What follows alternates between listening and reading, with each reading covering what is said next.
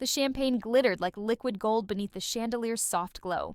Laughter drifted lazily through the room, wrapping itself around the music and the hum of easy conversation. For a fleeting moment, it felt like everything in my world was exactly as it should be. Laughter, friends, music, and joy stitched into one perfect evening. Then I turned. And there he was. Ethan stood in the doorway, pale and motionless, his gaze locked onto mine. In that instant, something invisible shifted. The world that had felt so full just seconds ago seemed to hold its breath. The party had been for him, a celebration of his promotion. Senior partner, the title he'd worked years to earn.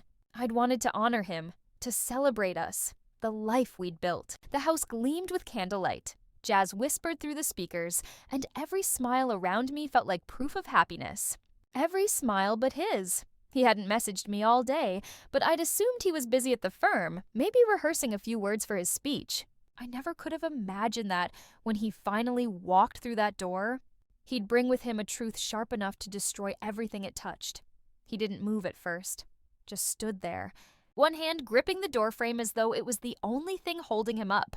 "Ethan," I said quietly, my smile trembling as I felt the guests begin to notice. "You're late, but you made it." A few people cheered, though the sound faltered, uneasy. Ethan's lips curved into a smile that didn't reach his eyes. "Yeah," he murmured, his tone measured, too calm. "Just in time, I think." A coldness slid through me. He took a step forward, the click of his shoes echoing across the marble floor. Too sharp, too deliberate. Every conversation died. Even the air seemed to still. Then he reached into his jacket pocket. For a moment, I thought he was pulling out his speech, the one we'd practiced together the night before. But instead, he took out his phone and placed it on the counter beside the champagne. He pressed play. At first, the sound was faint, breathing, a quiet laugh. Then came my voice. "Stop," I heard myself say, breathless, laughing. Ethan might come home early, only it wasn't Ethan with me in that recording. It was someone else. The room froze. My body went cold, my heart stopped. A few gasps rippled through the crowd. My sister covered her mouth. Somewhere behind me, a glass hit the floor and shattered. Ethan didn't yell. He didn't throw anything. He just stood there, eyes glistening, not with rage, but with something far heavier. Disbelief. "How long?" he asked quietly. My throat tightened. I couldn't speak. Couldn't breathe. "Ethan, please." I managed. "How long, Claire?" The way he said my name splintered something inside me. The words wouldn't come. The truth sat like a stone in my chest. We'd been drifting apart for months. That's what I told myself. The excuse I clung to when I crossed that first line. Ethan was always gone, buried in work. Late nights, forgotten dinners, empty mornings. I felt unseen, unwanted. Then came Daniel. Ethan's colleague, charming, attentive, the kind of man who noticed the little things. A new perfume, a tired sigh, a look that lingered too long.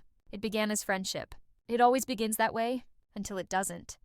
And now the man I loved stood before me, surrounded by the ghosts of our happiness, holding proof of my betrayal. "Please," I whispered. "Can we talk that privately?" Ethan gave a quiet, hollow laugh. "Privately? After this?" He gestured to the stunned faces around us. "After you've lied to me for months? After you made me a joke in my own home?" He looked at me, really looked. And I saw the moment everything between us broke.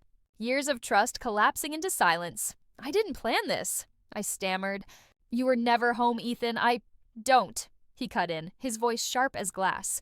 "Don't you dare blame me for your choices." He turned to leave. I reached out, grabbing his arm.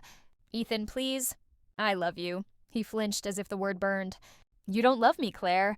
You love the version of me that doesn't exist anymore. The man who used to believe in you. Tears blurred everything. We can fix this." I ended it.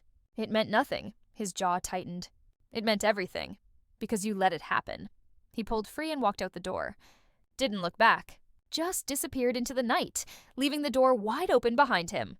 The room stayed silent for a long time before people began to move again. Some whispered. Others couldn't meet my eyes. When the last guest left, I sat on the couch in my sequin dress, staring at the half-empty glasses. The shards of broken glass still glittering on the floor, the house that had been full of warmth, now felt like a tomb. I thought of everything. The night Ethan proposed beneath that old oak tree, the mornings he made me coffee just because, the evenings we danced barefoot in the kitchen. Each memory cut deeper than the last. He didn't come home that night. or the next. His phone went straight to voicemail. His office said he'd taken leave. By the time I realized he wasn't coming back, his things were gone. The closet half empty, his toothbrush missing, his side of the bed cold. Days passed in silence until a letter arrived. It wasn't long, just a few pages. His handwriting steady, but his words weighted with finality. Claire, I thought I knew what love was. I believed it meant forgiveness, patience, endurance. But tonight, I learned that love has limits. And mine broke the moment I heard your voice say his name. You said you were lonely. So was I. You said it meant nothing, but it meant everything to me. Every lie, every omission, they built a world I no longer recognize. I don't hate you. That would be easier. I just can't live in a story that's been rewritten without me. Please don't reach out. You deserve to be seen. And I deserve peace. Ethan, I read it again and again until the ink blurred and the paper softened under my fingers. I wanted to scream, to beg for another chance, to undo the impossible. But deep down, I knew he was right. I hadn't only betrayed him with my body, I'd stopped choosing him with my heart long before that night. Weeks turned into months. I moved through the ruins of what we'd built, cleaning, deleting, remembering. Every memory was a scar now, a reminder carved in quiet pain. You can't love someone halfway. You can't abandon a bond and expect it to endure the storm. Then, one morning, I saw him again. By accident. A small cafe downtown. He looked older, thinner, but peaceful. There was calm in his eyes that hurt to see. Our gazes met just for a second that stretched into forever. I almost went to him to say sorry again, but he only smiled, soft, distant, and nodded once before turning away. And this time, I didn't follow. I walked home beneath the glow of city lights, the night air cool against my skin. Life went on around me. The world hadn't paused for our heartbreak. It never does. For the first time, I allowed myself to face what I'd lost. Not just Ethan, but the version of myself who took love for granted. Love, I learned too late, isn't built on parties or champagne or perfect nights. It's built on showing up every single day, even when it's hard, especially when it's hard. And once you stop choosing that person, once you stop trying, they eventually stop choosing you too. The champagne had gone flat. The guests had long forgotten. But the memory of that night, the laughter, the lights, his voice breaking as he asked how long, will never leave me. Because that was the night everything shimmered, right before it shattered.